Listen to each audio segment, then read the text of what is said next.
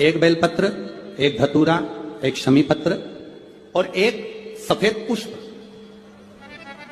केवल एक सफेद पुष्प, एक आखा चावल का दाना। आखा का मतलब जानते हो? मतलब पूरा सेगा चावल का दाना, एक। ये सब हाथ में लेकर, अगर तुमको ऐसा लगता है कि आपको ऐसा महसूस होता है कि मेरी सारी राहें बंद पड़ी हुई है और मैं जिस काम में हाथ डालता हूं वो काम आज होता ही नहीं, दिन लग जाते हैं। शिवरात्रि का दिन हो, 12 महीने कोई सी भी शिवरात्रि का दिन हो, उसी शिवरात्रि के दिन कौन सा नाम? त्रिपुरारी नाम का स्मरण कर कर भगवान शिव से अपने मन की बात कह। कभी आपको अगर मौका मिले जीवन में और आपके यहां अगर सफेद फूल ज्यादा आ जाता हो तो 12 महीने शिवरात्रि आती है 12 महीने शिवरात्रि आती है। आप किसी कामना से अगर शंकर जी की आराधना कर रहे हैं या आप शिवरात्रि पर व्रत करें ना करें, 12 महीने शिवरात्रि आती है।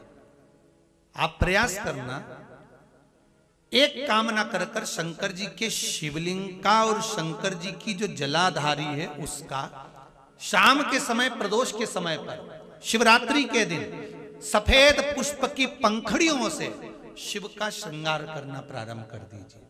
जिस मंदिर में कोई नहीं जाए उस मंदिर में जाकर आप शिव का श्रृंगार करिए, श्रृंगार करो।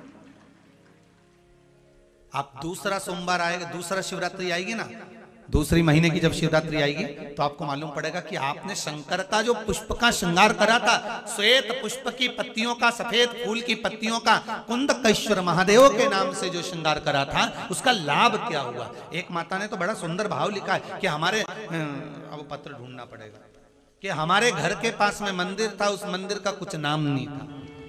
बहुत दुख हमारे जीवन में बहुत बढ़ गया है। तो शिव पुराण कहती है, कभी मौका मिले एक बेलपत्र,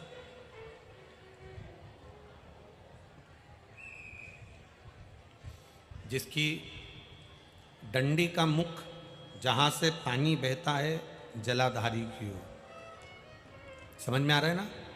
जहां जलाधारी हो और जलाधारी में जहां पानी बह रहा हो,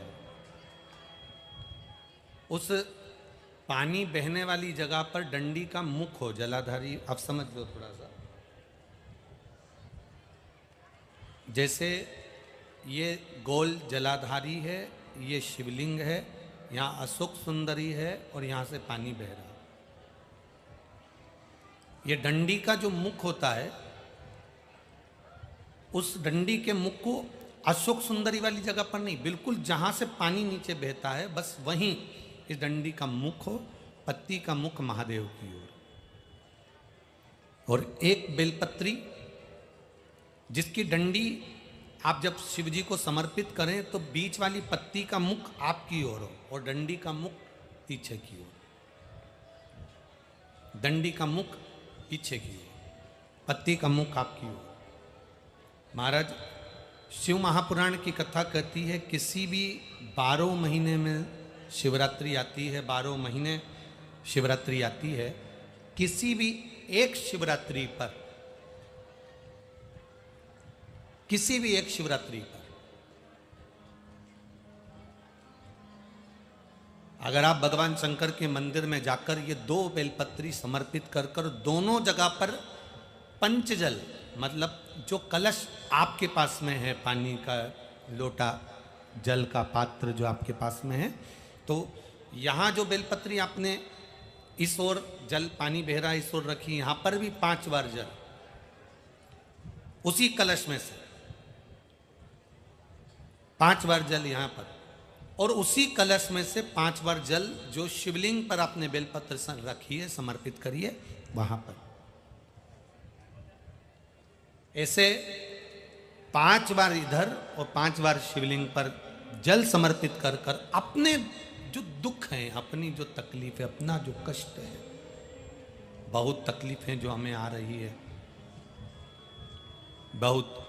एलईडी चालू करिए बाबू, एलईडी चालू करिए। एलईडियां चालू करिए।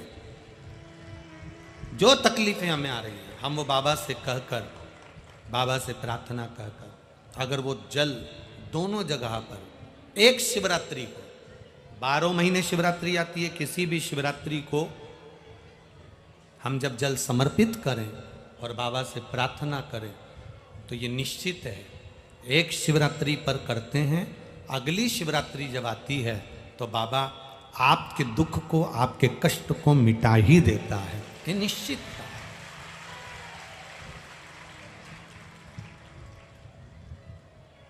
एक बेलपत्र शिवलिंग के ऊपर और एक बेलपत्र बाबा के जलाधारी के सम्मुख।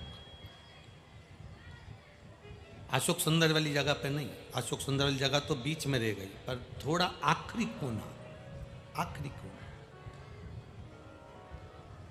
समर्पण करा। शिव कथा कर रही है,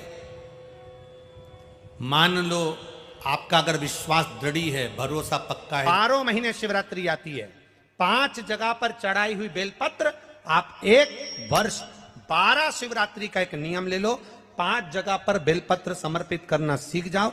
एक ये शिवलिंग, ये जलाधारी, बहुत ध्यान से देखना, ये चरण जहां से जल नीचे गिरता है, गणेश जी का स्थान, कार्तिकेय जी का स्थान, ये हस्तकमल माता पार्वती जी का हाथ हस्तकमल, शिवलिंग भगवान शंकर का स्थान।